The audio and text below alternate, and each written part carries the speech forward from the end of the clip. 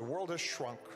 We are in a period of remarkable tension. Climate change and migration. Emerging technologies. Artificial intelligence. Economic opportunities. Global health. What is happening in Gaza. Ukraine and Russia. A situation in Sudan. It's a messy world. Mr. President, welcome to Chicago. Chicago is a convergence of people and ideas and cultures from all over the world. We are hoping that by listening to this conversation, we're then move into real advocacy and action. Fight is about everyday work, about your everyday contribution. Even small steps matter. We need to do something now. This is about democracy. Inclusion, real inclusion. Listening to one another. So what do you see as the path forward?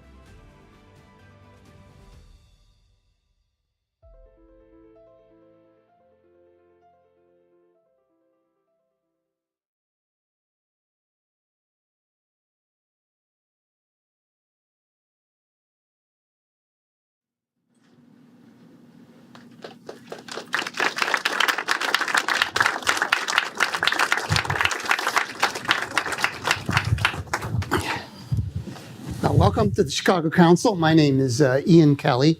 I am ambassador in residence at Northwestern University. And as my name implies, I also spent about 33 years in the State Department, about 2/3 of that time overseas. And welcome to the Council, and I'm very thankful to the Council for arranging another very timely discussion. I'm very pleased to have with me a couple of very distinguished scholars and policy practitioners.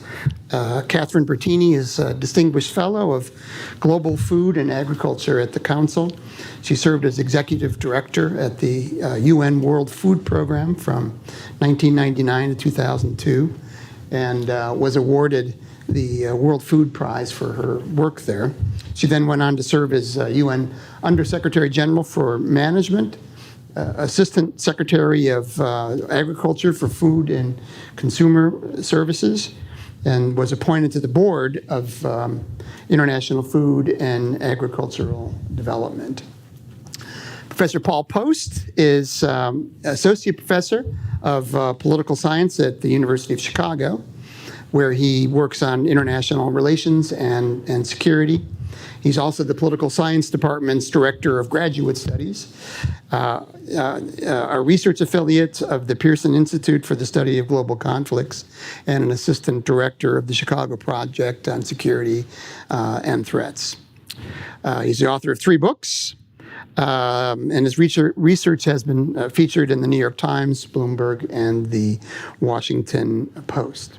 So we will start off today's program with a discussion, after which we will have some time for a Q&A, and I hope you will all participate in that. Of course, we'd like you to hold your questions until we finish our discussion, which will be in about 40 or 45 minutes. For those of you who are watching online, you can submit questions at ccga.live. And before we begin, I'd like to remind everybody that this discussion is on the record. And any of the speakers we host here at the Council are expressing their own views and do not reflect any institutional position. So with that at the top, let's start with the first question. So for most of my foreign service career, especially in the latter part of it, we had this concept of a triad of different parts of the government that would project power and influence overseas, and we called it the 3 Ds: defense, diplomacy, and development. And of course, I spent a lot of my career working with one of those Ds, the people who were working on development. And it was probably the most important part of our what many people call our soft power, and so it really did kind of really set me aback at the scale of the dismantling and defunding of one of the three legs of U.S. power projection, and of course, one of the first questions that I asked myself was, and I'm going to ask you guys, is what kind of impact do you think these actions are going to have on the ability of the United States to try and get countries onto our side, to project an image of a country that's more than just the military, more than just diplomats. And I'll start with you, Catherine, if you could address that. Well, Ambassador, part of it has to do with what does it do now? Why do we have these programs? And since post-World War I, there's been some massive American effort around the world. Well, first we do it because we're human beings wanting to help other human beings, wanting to end hunger, wanting to end disease, wanting people to be safer. And so we invest in that, not only because it's a value of the United States of America, but because it's a value of really all of the world's great religions to be helping those who are less fortunate.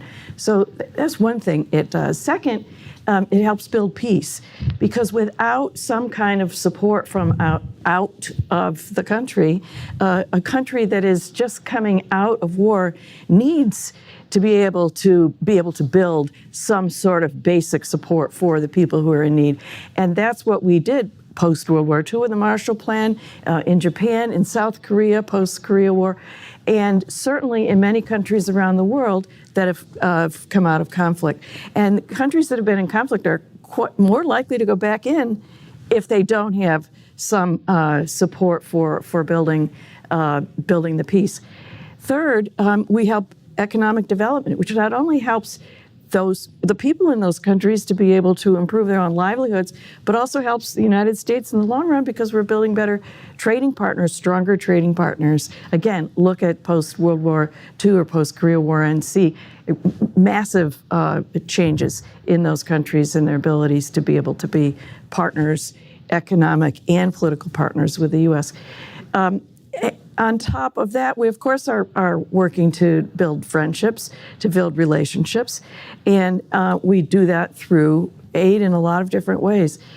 And that's a lot of what we're going to miss if we just say, okay, we're not doing this anymore. Think about Central America for a moment, and think about the 80s, some people in the audience might be as old as I who remember the 70s and 80s, when the U.S. put a lot of effort into fighting communist leadership in Central America. So when the people that the U.S. supported won in their elections in Central America, then the U.S. pulled back. It pulled back, sure, with military support and with political support to a certain degree, but it also didn't invest. So it didn't invest in the rule of law in countries in Central America. It didn't invest in education. It didn't invest in healthcare. And why are many of the people from those regions now, a couple generations later, wanting to move to the United States of America? Because they can find all those things here that they can't find in their own country. I think that's the kind of thing that can happen if we don't continue to invest. Paul, we were talking before we came out here that you were looking at some of the I guess founding documents or founding statements. John F. Kennedy was the first to sort of put all the aid programs together. They used to be in the State Department. The Marshall Plan was in the State Department, but he wanted them all in one development agency. What have you learned in your studies and in your reading about how President Kennedy saw it, how other presidents have seen USAID as an agency. Yeah, no, thank you for the question. And also thank you all for coming here tonight for this conversation. And yeah, I think Kennedy is a good place to start. And really, for me to kind of help pull this up to thinking about, we can, over the course of this conversation, get into all sorts of details about what program's being cut, why it's being cut, and so forth. But I do think Kennedy provides a good starting point, especially when he's contrasted with another quote that I want to share in a moment. So what I have before me here is the quote by John F. Kennedy in 1961 when he started USAID. And of course, with it happening in 1961, you can't divorce that from the fact that the Cold War was taking place at that time. So it's very clear that much like the space race, which of course he also initiated, this is a Cold War product. But he had a very notable statement about why is it that we're doing this. So what he said, first of all, is he said the U.S. should accept its, quote, moral obligations as a wise leader and good neighbor in the interdependent community of free nations. That's very much that kind of values argument, the moral argument for it. And it's absolutely there. That builds on this notion of soft power as we talk about here in a moment.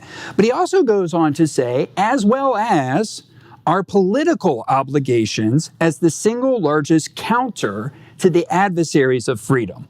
Right? So it's also the idea, yes, there's a values notion to aid, that we should do this because we have an obligation to do this. Those with great power have great responsibility. But there's also just the notion of this is a tool of, quote, as you said, soft power, right? And soft power is actually an idea that's worth unpacking just a little bit. So in my area of international relations, we like to talk about hard power and then sometimes soft power. Soft power is this idea very much associated with Joe Nye kind of initially developing this notion. So hard power is your material power, military power being the most clear example of that, but also economic power. And then soft power is this idea that people, you can have influence because people are attracted to who you are, the ideals that you have. So this is, for example, this will be, some countries will try to cultivate this through culture, trying to promote, like South Korea promoting K-pop, for example, as a way of making people become and say, hey, I like South Korea because they seem like a cool place to be, right? So that's the idea of soft power. Well, foreign aid kind of lands right in the middle.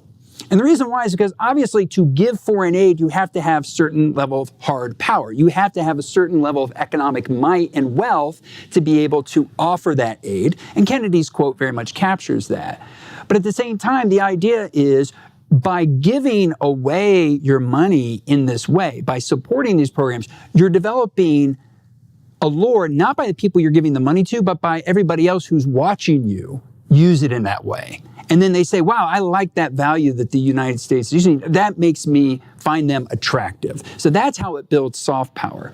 Now, I think that's a useful way for kind of framing the positive argument at a high level, the positive argument for aid. But I think it's useful, especially as we're going into this conversation, to contrast it with another argument that's been put forward for thinking about aid, but also thinking about the U.S. policy in the world right now. I think it's an argument that's very much worth taking seriously. This is the argument put forward by Marco Rubio. And this is from an interview that Rubio did at the very beginning of his time as Secretary of State. It was in an interview he did with Megyn Kelly. And he gave this quote. And actually, the entire interview is really well worth reading because I think he does an excellent job of kind of laying out a lot of the pillars of the current U.S. foreign policy view. And does so in a way that actually, as a professor of international relations, I would give him an A for like using the terminology and concepts correctly and so forth. So it's well done. But he says that at the end of the Cold War, we were the only power in the world. And so we had assumed this responsibility of sort of becoming the global government in many cases, trying to solve every problem. And so he kind of lays this out. We usually use this phrase of like the unipolar moment. The U.S. is here. We are the only country that can go around fixing all these problems. He says, and there are indeed terrible things happening in the world. There are. So he's acknowledging that. And then there are the things that are terrible that impact our national interests directly. And we need to prioritize those again. And so they override. Now, this statement wasn't made specifically to foreign aid, but But you can directly see where it would start to apply to thinking about foreign aid or thinking about U.S. foreign policy in general, which is, it's not to say that, yes, that money is going towards a good cause, but is that a good cause that, as he says, should be prioritized with our national interests? And so I think that these two quotes serve as a useful contrast for kind of thinking about what is and what should be the guiding principle for aid, at least at this high level, as we start to go into the details in our conversation. You've really laid out how it's really been integrated into our broader efforts to gain influence, to try and affect a positive trajectory for countries. And for me, it was the scale of what they're doing that was probably the most distressing. Cutting 93% of all the contracts, cutting the staff in Washington office of USAID down to 300 people. So it really does flabbergast me how they've just gone at it in such a complete and thorough way. But Catherine, I wanted to ask you.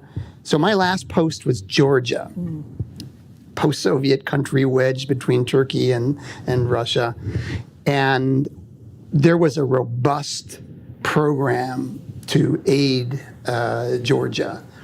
Especially to help it integrate into the Western community, into the EU in particular. So my staff would have regular coordination meetings with the EU and with the UN Development Program.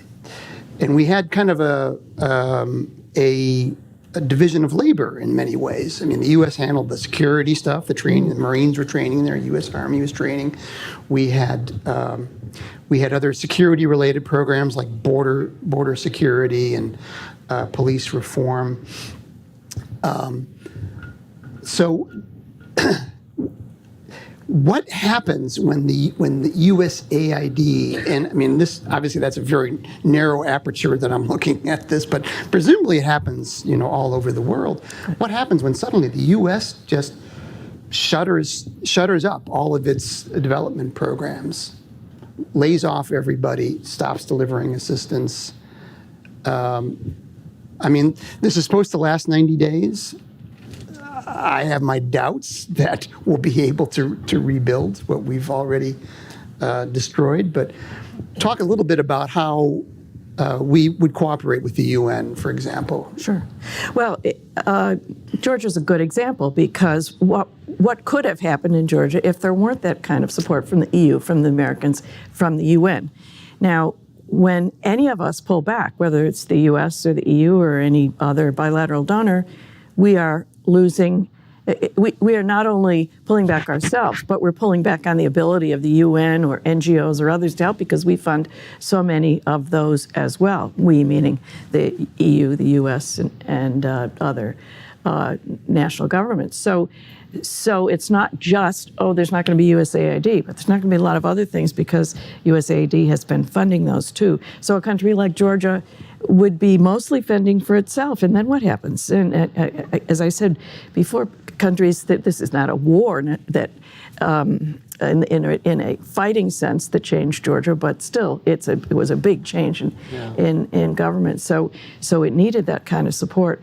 In the 10 years I spent at WP, we rebuilt the railroad from Georgia to Azerbaijan, and that was an exciting thing as it was. We sang "Happy Birthday" to President Shevardnadze too, and we happened to be there meeting with him.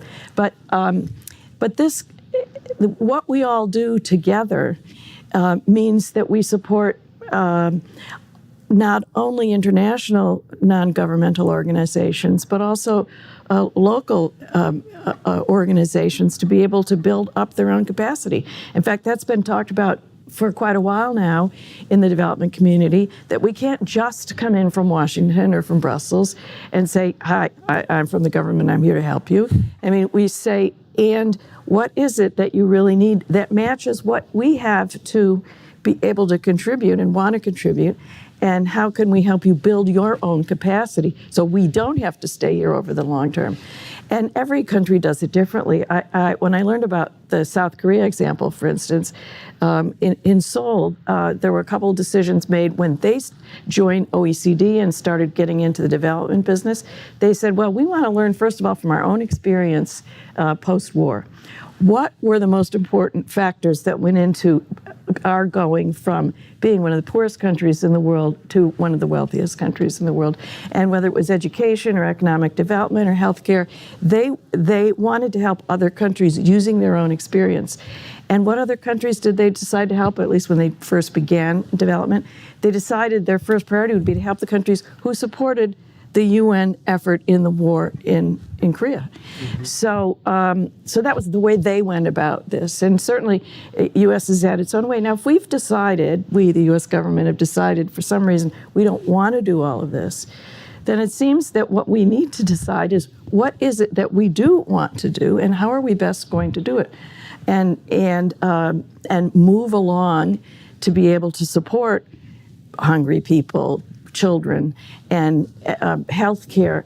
That three of the probably most impactful development interventions over the last 30 or 40 years have been agriculture improvements globally, healthcare improvements globally, and food security globally. That doesn't mean that everybody is food secure, but it means that even though the population has been increasing dramatically, the numbers of hungry people have not been increasing dramatically. There has been some increase, but it's been because there's been so much quality economic development.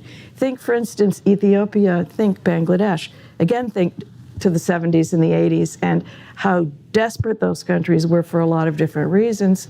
And now they're considerably better. In fact, a lot of economic indicators and human indicators in Bangladesh are stronger than they are in India, because there's been a lot more investment there through development programs and through Bangladeshi organizations that have really made a difference. So there are so many good stories to tell. We have to be sure that we are not only telling the stories, but organizing our aid program into being a constructive, continuing to be constructive members of the broader community. Mm-hmm.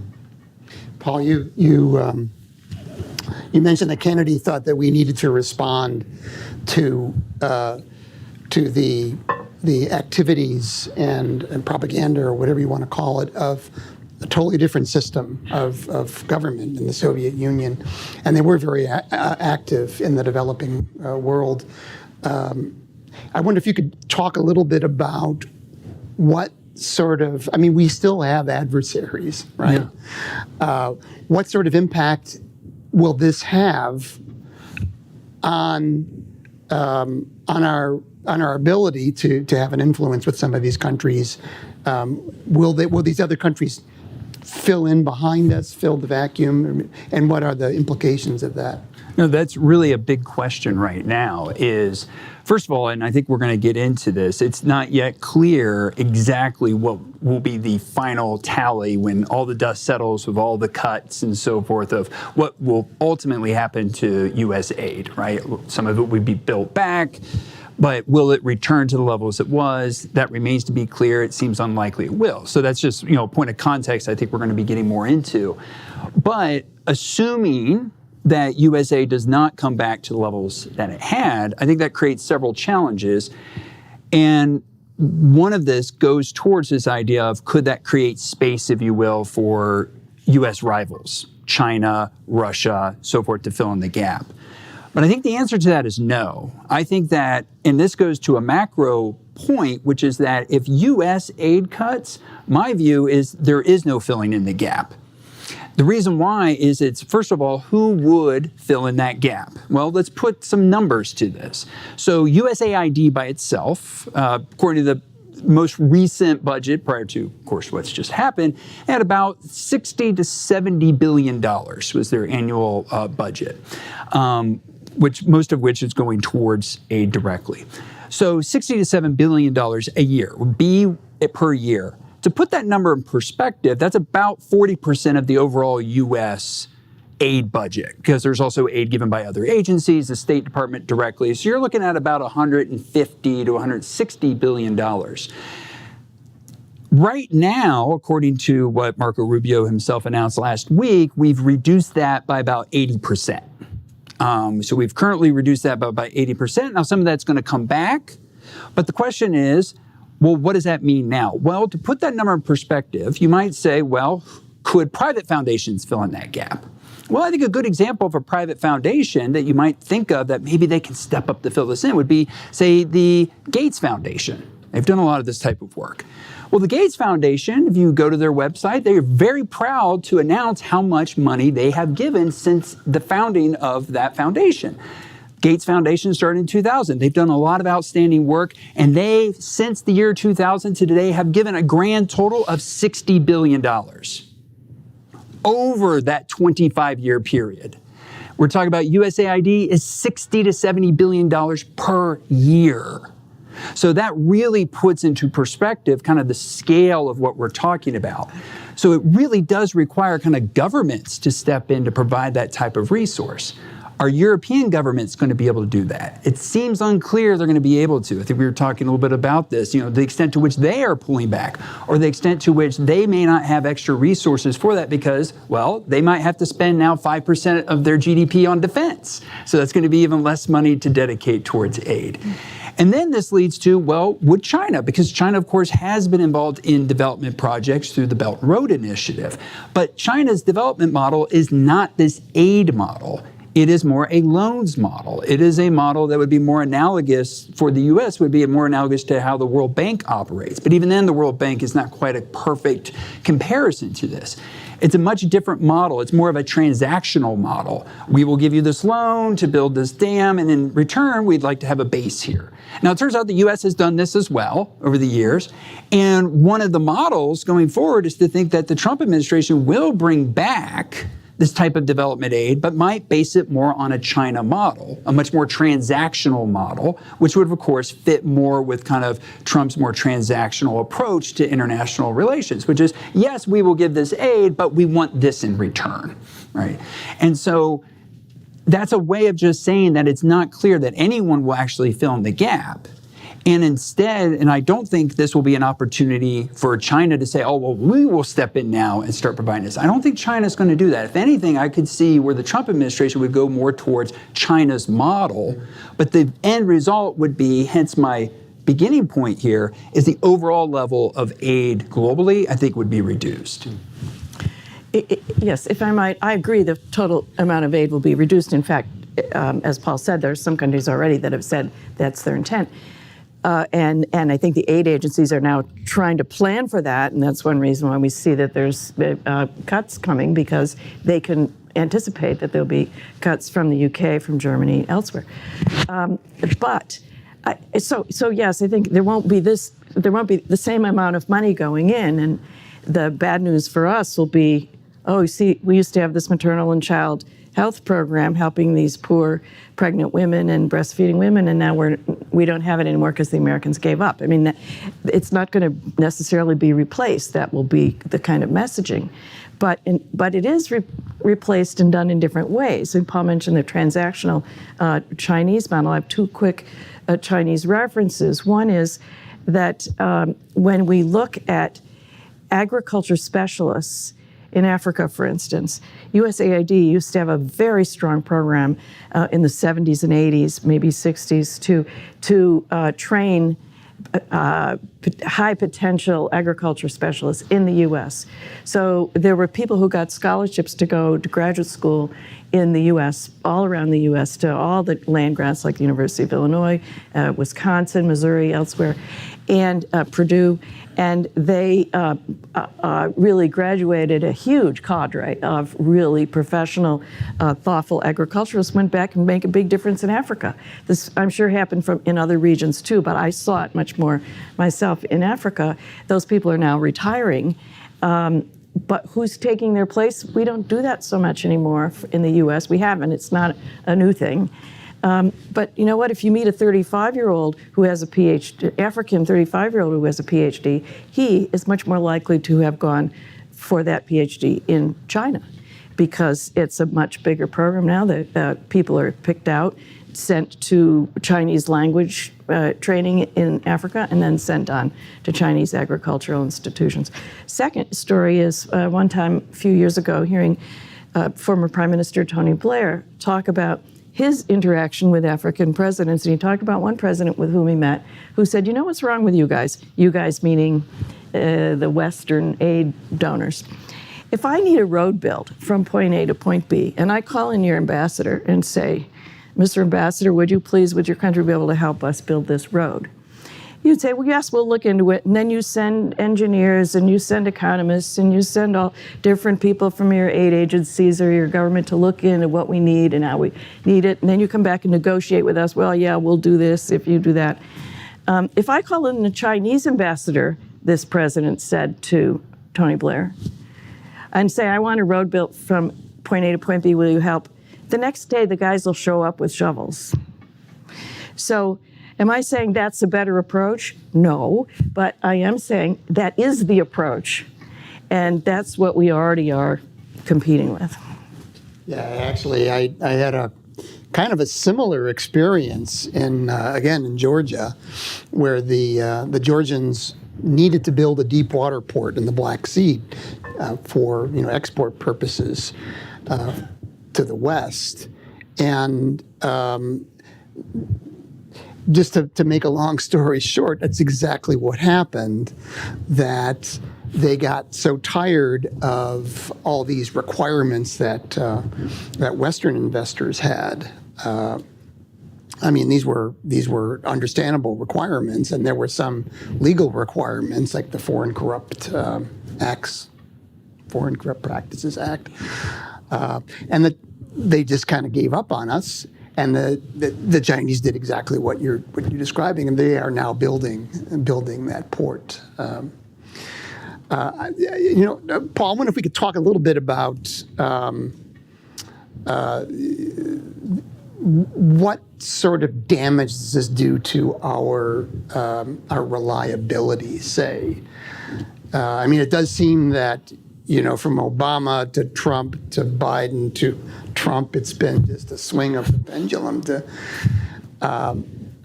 Obviously, we're taking a big hit in the countries where people are not getting the medicine that they need. They're HIV positive and aren't getting the antiretroviral drugs. I mean, it's just horrifying to see the Americans just abandon them. That's just one example.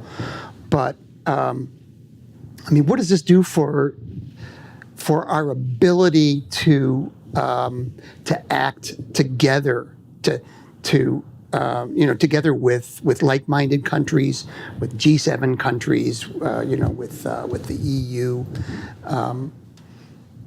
Is this going to be real lasting damage, this kind of this period that we've had, or is this just going to be seen as a blip? It really depends on your understanding of the U.S.'s role in the world. It really does. So if you were to look at the cut in foreign aid and say, well, that's going to do lasting damage, that's going to become something that is not going to be perceived. It's going to be perceived by, say, other G7 countries as showing the U.S. is pulling away from its position of leadership on the global stage. And then that would suggest that, yes, the U.S. is going to have trouble bringing those countries on board. But there's a caveat to that, big caveat. One of them is some of those countries themselves are also pulling back on aid. So it's not necessarily the U.S. is doing something that's contrary to their own values. The other part of it is that the U.S. has a long history of actually being quite transactional. And so even though, I shared the Kennedy quote, if you really look at the long history of the U.S., even going back to giving foreign aid or other types of assistance, it's sometimes been reluctant. There's always the famous quote by Churchill, which is that the U.S. will always do the right thing after exhausting all other opportunities, right? So he said that, and the reason why he said that was because at the time that the British needed help, they were under siege in the early years of World War II. FDR was like, well, we'll give you some help. We have these old dated battleships we can lend to you if you give us bases that you have, right? And so that led to the bases for destroyers deal, right? It wasn't just the U.S. giving it to the British, even though it was clear, and even FDR was like, yeah, this is kind of a clear thing, but he's like, maybe we can get something for this, right? So the U.S. has always had been in a position to where it's been transactional. Now, I think what Trump is doing is Trump is making that very clear, very obvious.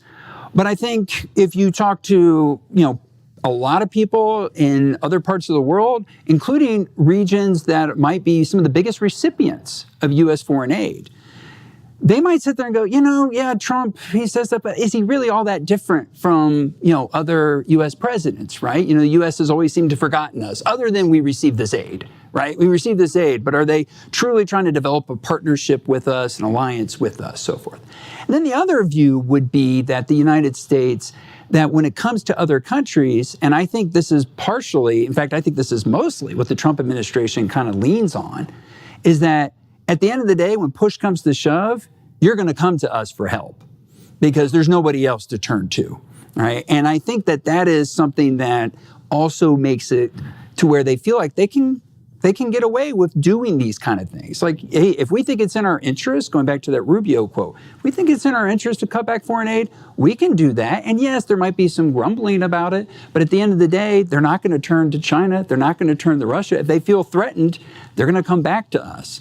So I think that's the other view. So I think, again, you have these two views. You have the one that says clearly this is the U.S. stepping away from the leadership role and the forward leadership role that it seemed to exhibit during most of the post-World War II era and definitely post-Cold War era. But on the other hand, this in many ways is just an exaggeration of a tendency that we've long seen in U.S. foreign policy.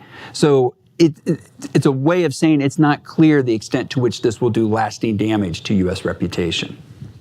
Yeah, I mean, I'll agree with you. I mean, if you look at especially the history of the 20th century, we really have, I think, wanted to see what was in it for us before we would jump in. The big departure, of course, was the Marshall Plan. But yeah. I mean, that was a situation where you had tens of millions of people who were unhoused. 40% of all the residential properties in Germany were destroyed, and we had to come in. We couldn't really. They had nothing to give us. But what I wonder is, I mean, this is something that American diplomats and American politicians have always thought, about the how we're the exceptional country. As you say, when the chips are down, they got to come to us. But I just wonder, the harm that we're doing to our predictability and reliability is going to start having an effect. This really didn't make the news, but Portugal, member of NATO, was supposed to buy F-35s from the United States, and they've decided to not go with the American-made plane. They're going to go with a Swedish plane. And one of the things they were worried about is with this new kind of punitive approach of this administration, tariffs, sanctions, et cetera, they weren't sure that they would be able to update the software on the F-35s. They weren't sure if the White House was going to cut them off because they didn't give them a base or support them in annexing Canada. I can't even say it, actually. So that's one of my big concerns. Yeah. But even in the U.S., people are planning their own next steps, given the possibility of no USAID to support specific American commercial interests. For instance, food aid. The administration has said food aid will be exempt, and in fact has continued food aid programming.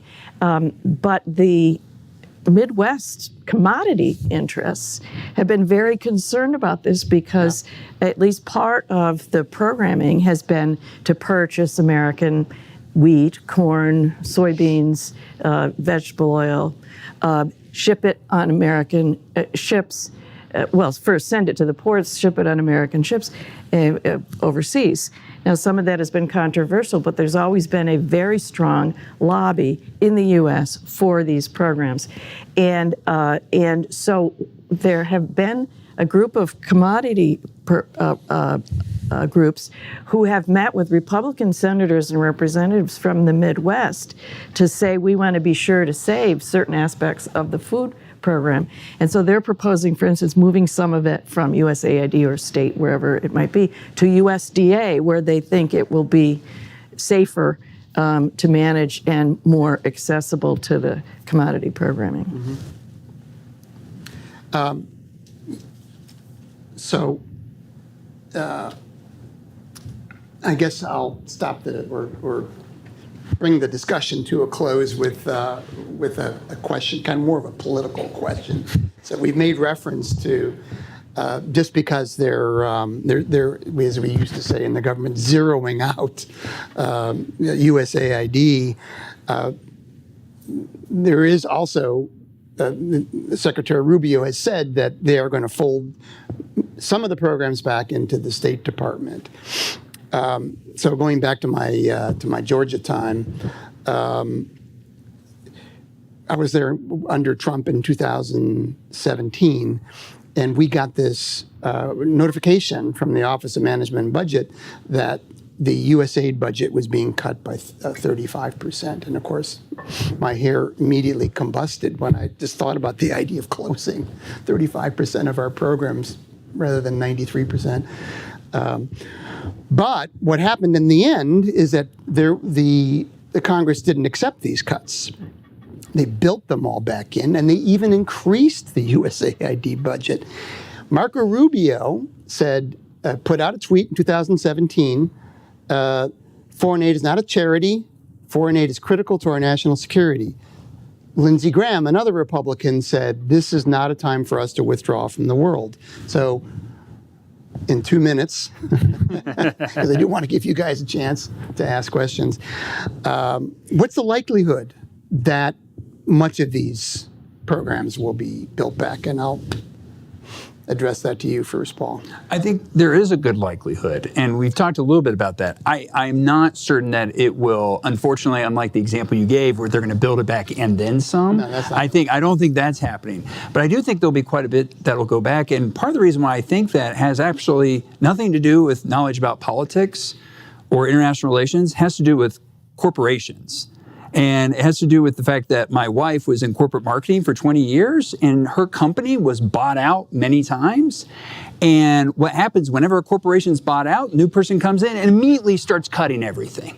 Lays off all sorts of people. Oh, we don't need these people. We don't need those people. And then about 6 months later, they realize, oh, we cut too far. And they start hiring people back. And guess what? You know who else does that? Elon Musk does that. Elon Musk did that when he took over Twitter. He started cutting all these, laying off all these programs. And then eventually said, oh, wait, we needed those people. Okay, we better start hiring them back, right? I think this is the model that they're actually executing right now. They're just coming in through the Doge and just saying, we're going to cut. We're going to fail fast in that notion. We're going to make mistakes. Even Musk himself said, we're going to make mistakes with things, right? And I think what eventually is going to happen is they're going to realize, oh, we made a mistake. Now, they may not realize they made a mistake because they deemed this a vital thing. Oh, we accidentally cut it. It might be that there's a member of Congress, Senate, comes over and says, you made a mistake. You need to cut, you need to bring this back. So I do think a lot of this will come back, but I don't think all of it is going to come back. Yeah. Right. And in fact, once Congress gets more aggressive, or gets aggressive about its role, and the fact that so many of these programs have been not only authorized but appropriated, and that foreign aid over these many decades has been, yes, the prerogative of the president, but this been through a political agreement of parties, of both houses of Congress, with the White House. that these things are important, and I think more action on Congress's part will help focus this better. Okay. So you got to line up at the microphone. Glad to see we already have a good line. If you can introduce yourself. My name is Dermot Organ. Excellent discussion.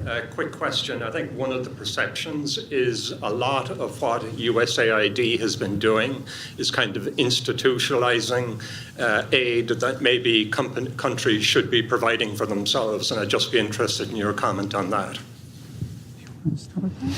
I think that there's been, especially in the last maybe 8 years or so, having nothing to do with the administrations, more of an effort to localize is the word. In fact, the Rockefeller Foundation, I was a part of a study about this, more of an effort to localize impact, and that means that to help build capacity and then leave it behind. Right. So yes, there probably was too much of, we'll run it before, but there's much more. If we're going to have school feeding, let's build the capacity so it stays beyond when WFP is there. If we're going to have an education program or healthcare program, let's do it in a way that the local community can keep it going.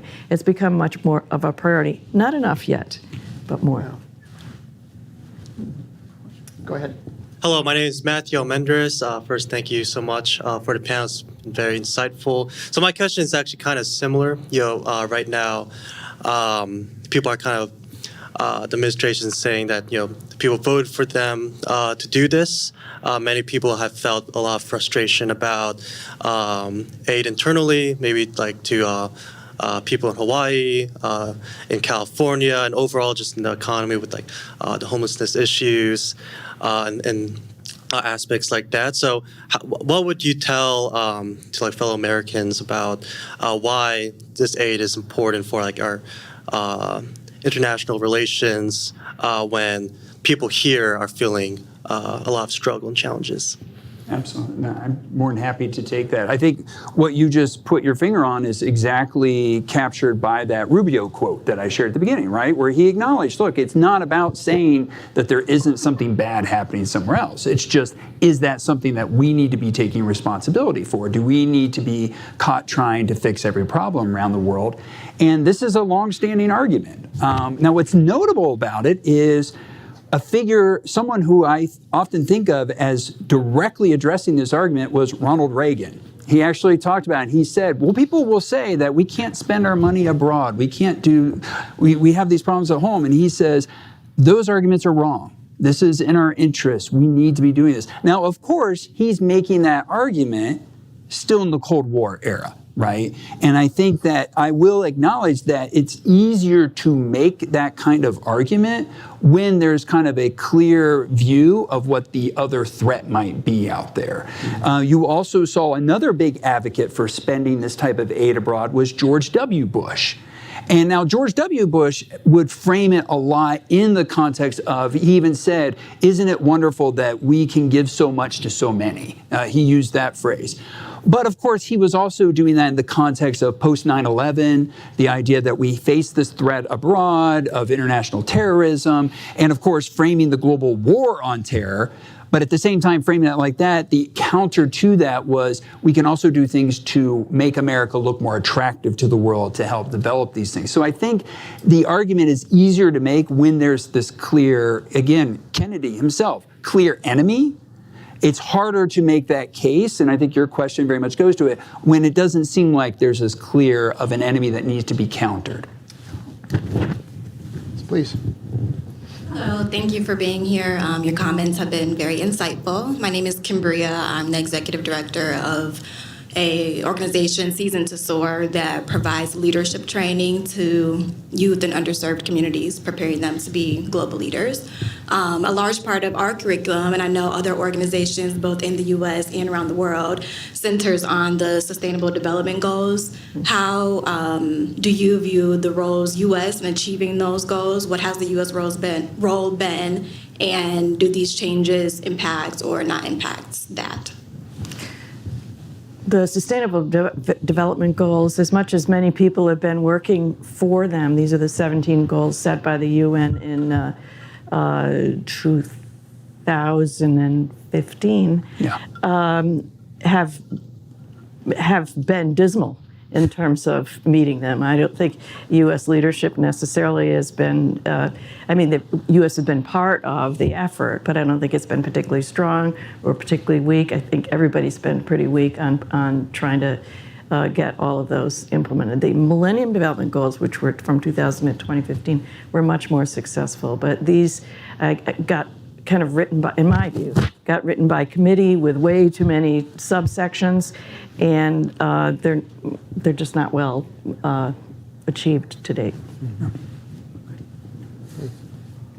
Hi there, thank you so much. My name is Matthew. I actually used to work on USAID grants until a couple of months ago when I was furloughed due to the cuts.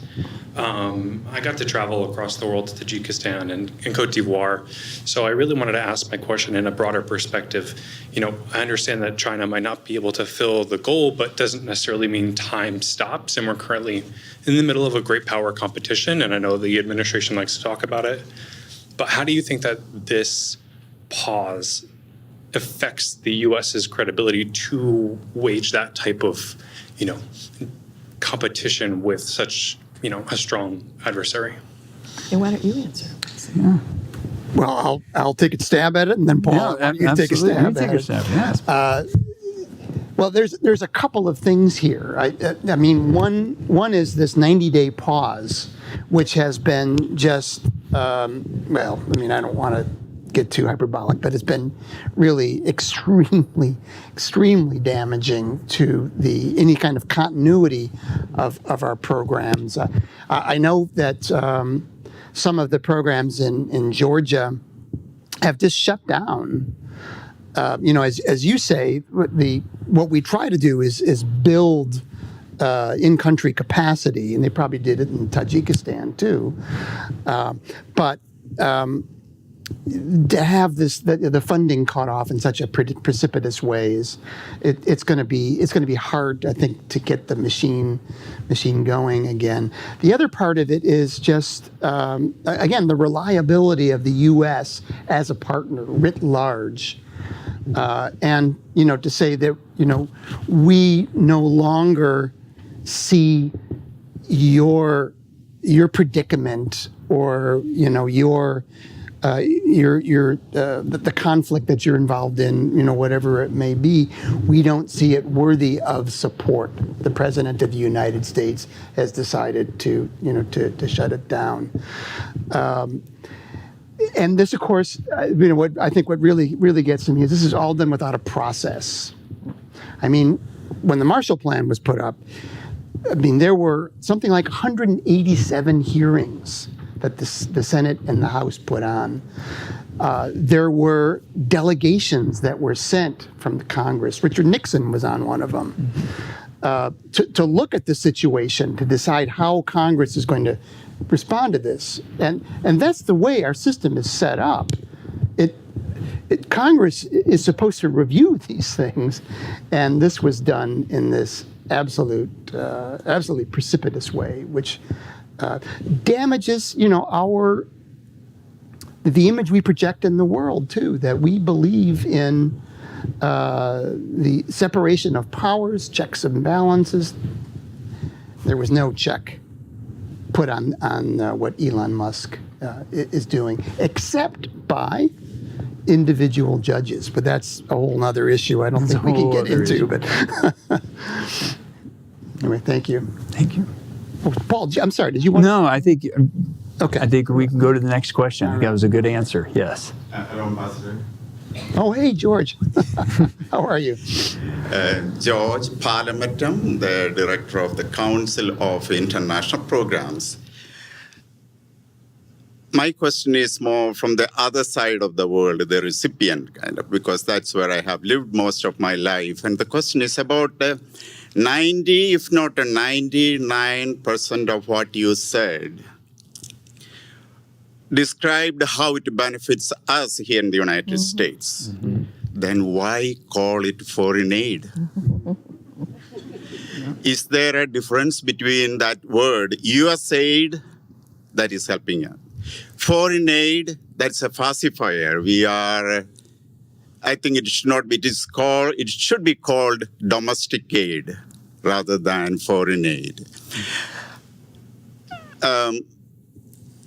The Marshall Fund was entirely different. Reconstruction and development is infrastructure. We could measure that. That was the only thing that we measured, and we could get the results. Here, rarely do we measure the life and lifestyle of the people. Has the lifestyle, or has the Kenyans, the Indians, the Bangladeshis, the South Americans, have their life improved 50 years of what it was 50 years ago till today? I doubt it. Ma'am, I challenge your statement that the economy of Bangladesh is better than that of India. India may have become more economically developed, but have the Indians? Are there more people suffering from nutrition deficits or going hungry today than they were about 60 or 50 years ago? I will stop with an example of a farmer back in the southern part of India.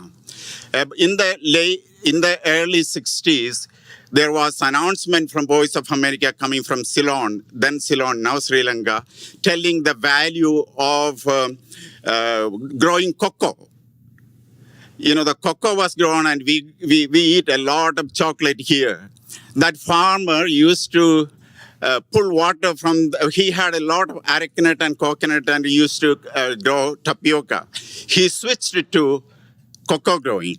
And his son, a child, before going to school, used to help him to pull the water from the well, and it would pour into the field so that the cocoa would grow. After 5-10 years, the price went down, deep dive, and everything went down. There was no more cocoa. He lived another 30 years. In the late 1900s, he died. You know what he did? I have a piece of, this is what he did. This is cocoa leaf. He took the cocoa leaf and made something like this to protect the cassava plant he was putting into the field, so that it won't dry under the heavy sun. So he went back to planting cassava, yucca, and gave up the cocoa growing. Little only know, he died about 30 years back. Little only did he know that his son would be standing in front of you now, in front of the mic, giving a different picture of foreign aid. So my question today is, I salute Trump for stopping it.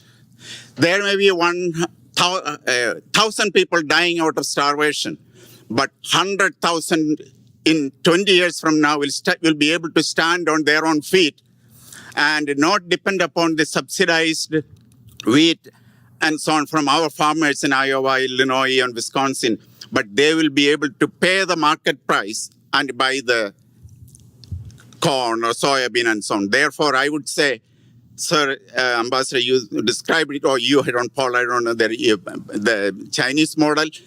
Let's give it, let them buy it, let them stand on their own feet, as we did with the Marshall Plan. Thank you. Okay, thank you, George.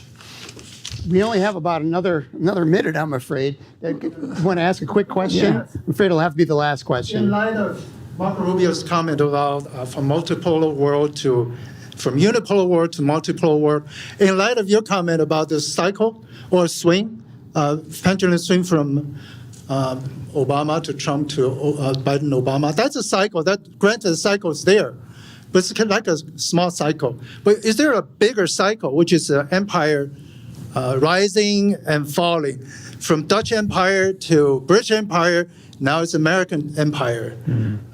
Maybe the apparent retreat of foreign aid in the symbol of a cutting of USA. Is it part of the downfall or another empire end of the cycle? That sounds like a political scientist. That sounds like, no, this is a good question. Intriguing question. And it gives me a chance to bring up something I've brought up in a number of occasions and written and so forth, which is, and it goes directly to this. I have been making the argument that Donald Trump is going to be a great 19th century president. And the reason why is because if you look at everything he does, including with foreign aid, I tell people tariffs, he always talks about, and here's the thing. If Donald Trump were in this room right now, I don't think he would take that as an insult. I think he'd be like, yeah, this is exactly, because he's always invoking William McKinley, right? He's always saying, oh, he's the greatest guy. He has Andrew Jackson up on the wall in the Oval Office. He loves 19th century presidents. And I think his view is that that's what the U.S. needs to be. When he says great again, he's referring to the late 19th century, early 20th century. And everything that he does in foreign policy is consistent with that. I often tell people, if you're ever confused about what Trump does, just do the following thought experiment. Go back to 1895, go to New York, find a random businessman, bring that person to the present, make them president of the United States, and then ask them what makes sense to them and what makes no sense to them. And the things that would make no sense to them would be foreign aid. Why do we do this? This makes no sense. Wait, why do we have such low tariffs? That makes no sense. Why do we have an alliance in Europe? George Washington warned us about that. We shouldn't be doing that, right? So all of these things start to make sense. Now, the reason why this relates to your question is that is a time when the U.S. was not at the pinnacle of the globe. That was a time when the U.S. was just emerging as a great power. And Trump even said this in his second inaugural, that he said the U.S. is once again going to be this growing country. He's referring to that time period. So for me, I think that he does think in this cyclical fashion. He's thinking, and Marco Rubio, I think, states it in a different way, and probably in a way that's more in line with IR theory and so forth, multipolarity and so forth. But he's saying we are going back to that stage. We are not the same kind of country we were during the post-World War II era. We're not the same kind of country we were in the post-Cold War era. We should embrace that. We should acknowledge that. And that means we should behave more in this 19th century model versus the model during the time when the U.S. was at its peak. Well, listen, we've come to the end of our program. My apologies to those who couldn't have a question answered. My apologies to our online audience for not going to your questions. But can we just have a round of applause for our two panelists? Thank you. And thank you very much.